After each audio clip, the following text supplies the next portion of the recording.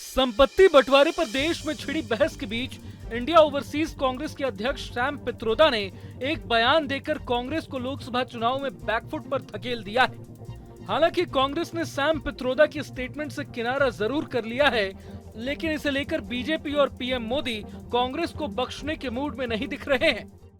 Congress party के खतरनाक इरादे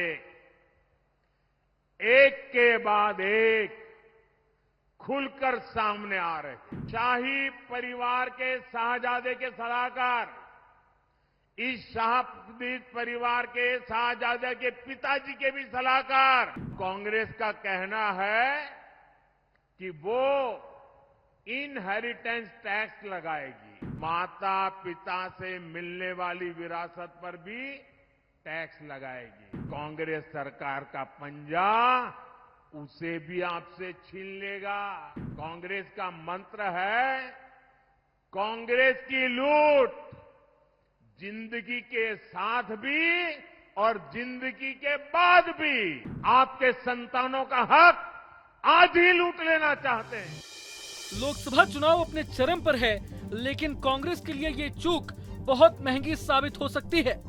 यहाँ ध्यान देने वाली बात यह है कि कांग्रेस के साथ ऐसा पहली बार नहीं हुआ है।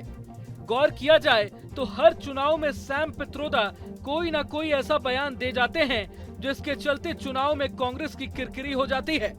ऐसे में आज सैम पित्रोदा के उन बयानों की लिस्ट आपके सामने रखेंगे और बताएंगे कि कब कब कांग्रेस को पित्रोदा के चलते भारी खामियाजा भुगतना पड़ा है। सबसे पहले 2019 का ही उदाहरण ले लीजिए। पिछले लोकसभा चुनाव के दौरान पित्रोदा ने 1984 के सिख विरोधी दंगों को लेकर एक विवादित बयान दे दिया था और कहा था कि 1984 में दंगे हुए तो हुए। अपने बयान के बाद पित्रोदा बुरी तरह फंस गए थे। उनके इस बयान को नरेंद्र मोदी और अमित शाह ने हाथों हाथ लेकर कांग्रेस पर जमकर हल्ला बोला था। इस लिस्ट में अगला नंबर पित्रोदा के मिडिल क्लास पर दिए गए बयान का आता है।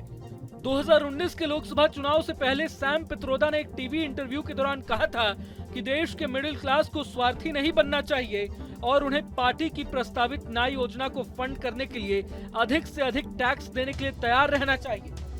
मिडिल क्लास पर टैक्स थोपने जैसी बात के बाद बहुत विवाद खड़ा हुआ था और कांग्रेस के नेताओं को डैमेज कंट्रोल में जुटना पड़ा था। पुलवामा हमले के जवाब में फरवरी 2019 में भारतीय वायुसेना ने पाकिस्तान के बालाकोट में एयर स्ट्राइक की थी, लेकिन पित्रोदा इस एयर स्ट्राइक पर भारत सरकार के दावों पर भी सवाल उठा चुके हैं। साथ ही उन्होंने ये भी कहा था कि कुछ मुट्ठी भर लोगों के हमले की वजह से पाकिस्तान के सभी नागरिकों को दोषी ठहराना गलत है। पिछले साल यानी जून 2023 में भी सैम पित्रोदा के एक बयान से राजनीतिक विवाद खड़ा हो गया था, जब उन्होंने कहा था कि मंदिरों से बेरोजगारी, शिक्षा और स्वास्थ्य जैसी भारत की समस्याओं का हल नहीं होगा। बता दें कि पित्रोदा ने ये बयान अमेरिका में राहुल गांधी की मौजूदगी में दिया था। हालांकि बाद में कांग्रेस ने पित्रोदा के इस बयान से किनारा कर लिया था।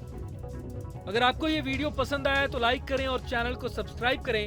बाकी तमाम खबरों के लिए देखते रहें न्यूज़ नेशन।